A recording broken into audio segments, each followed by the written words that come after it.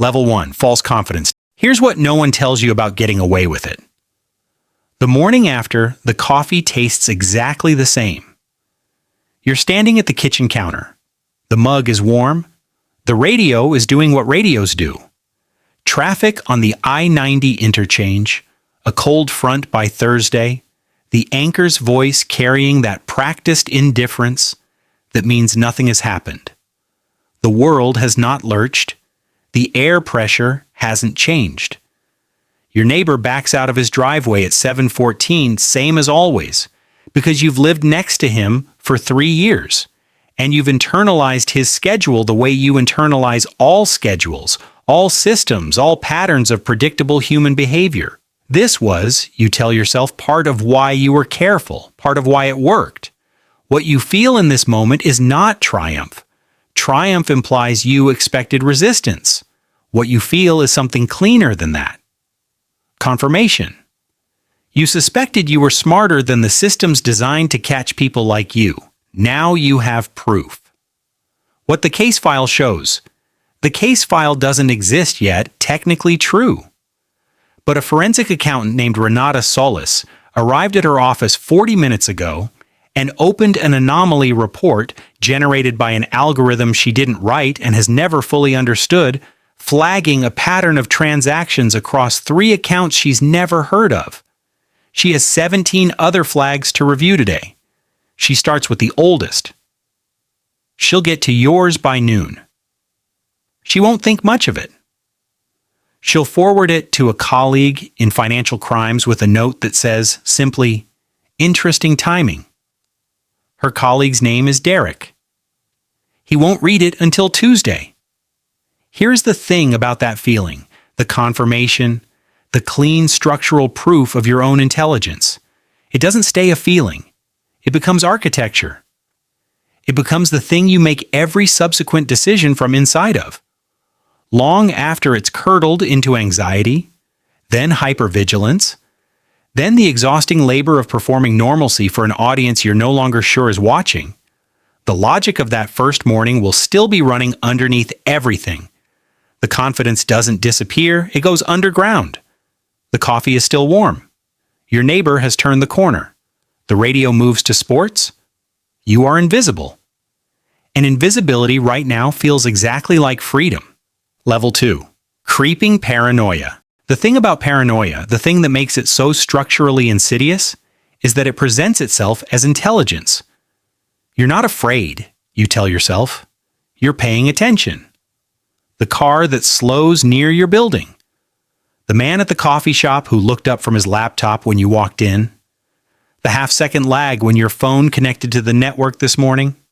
Something you wouldn't have noticed 3 weeks ago that you now replay 4 or 5 times. Examining it from different angles the way a jeweler checks a stone for flaws. You're not being irrational. You're being thorough. What the case file shows. There is no car. There is no man with a laptop. The phone lagged because phones lag. But Derek has now read Renata's note. He spent 2 days building what analysts call a linkage map, a visual diagram of how money moved, when it moved, and what it did when it arrived. 17 nodes, 4 circled in red. He's not thinking about a person yet. He's thinking about a structure. Structures, in his experience, have architects. He's starting to wonder about the architect. Here is what paranoia does to time. It makes the present enormous and the future very close. You stop thinking in months, you think in hours, in the immediate topography of risk. What can be seen from this window? Who might be reading this email? Whether you should take a different route home, and if so, whether taking a different route is itself a pattern.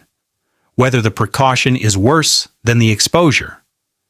You run these calculations constantly. They feel like work. They feel sometimes like the most important work you've ever done. What they actually are? Data.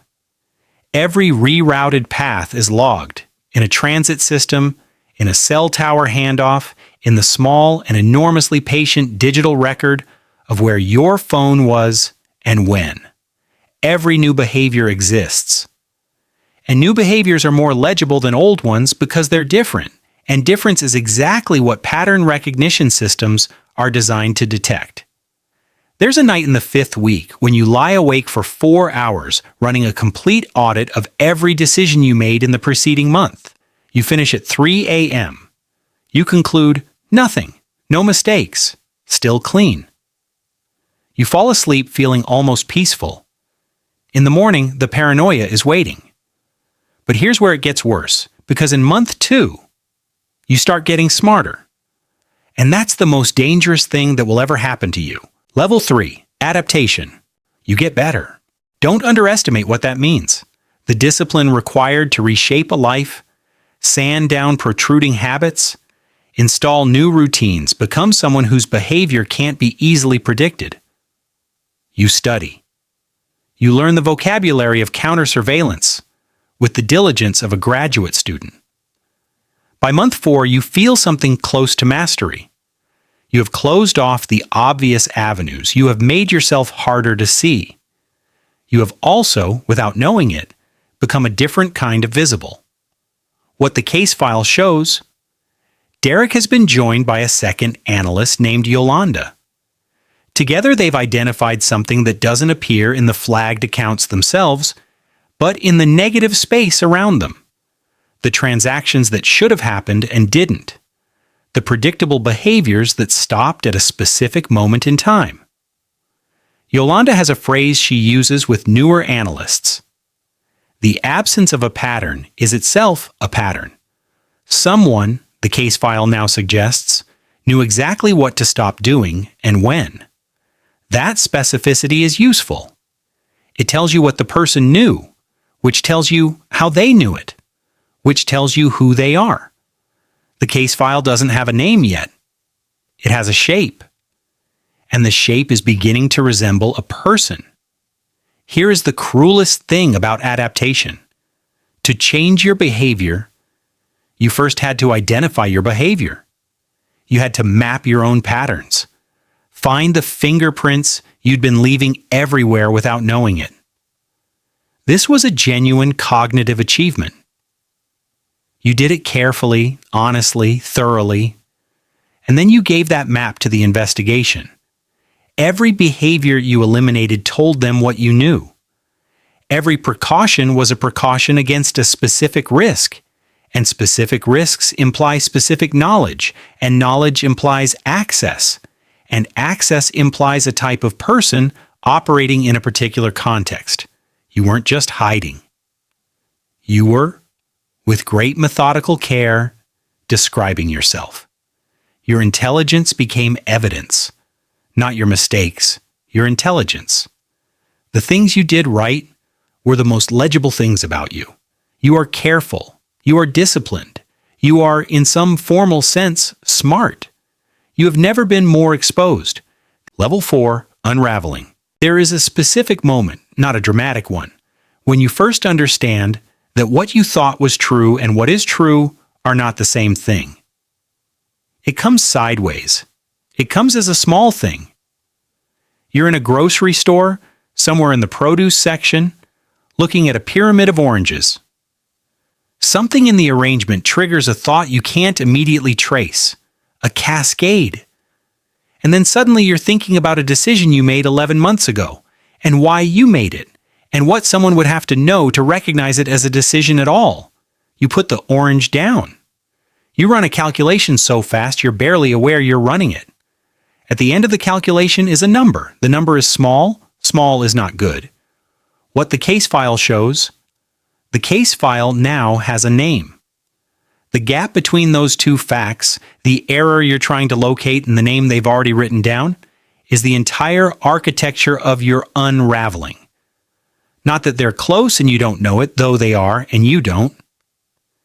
It's that the tools you're using to assess your situation are tools they helped calibrate. Every theory you have about how investigations work, you developed by imagining how you would run one. And how you think and how they think are now deeply entangled because you have been in conversation with each other for almost a year without knowing it, and they have been taking notes. The unraveling doesn't happen all at once. It happens the way ice thins, gradually, invisibly, until one morning the surface looks exactly as it always did and will no longer hold your weight. You stop sleeping the way you used to sleep. The reasoning that seemed airtight now seems merely tight. You're not sure where the gap is, but you can feel the cold air coming through. You are not panicking, but you are, for the first time, genuinely afraid. Level 5, reckoning. The legal reckoning is not the interesting one. The legal reckoning has a structure, charges, proceedings, the slow, institutional machinery of consequence. And structure, you have learned, is manageable. You know how to exist inside structure. The legal reckoning takes time and costs money and ends with facts written down about you that will never be unwritten. But it is, at its core, an external event. It happens to you. You endure it. The internal reckoning doesn't have a structure, and it doesn't end. What the investigation found, a person whose choices examined sequentially revealed something coherent about their psychology, their risk tolerance, their cognitive style, their specific combination of competence and blind spot. A person who was, in several respects, exactly as intelligent as they thought they were, and who was undone not by stupidity, but by a failure of imagination.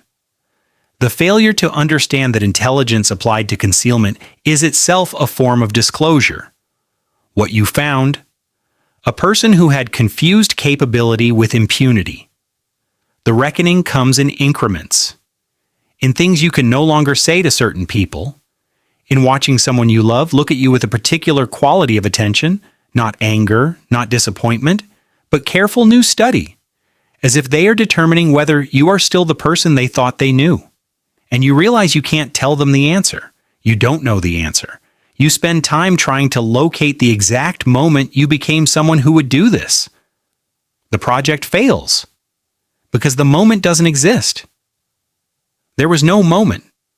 There was a gradual accumulation of small permissions, each one small enough to seem reasonable, each one expanding the territory of what was thinkable, until the original boundary was no longer visible, and you could no longer remember where it had been.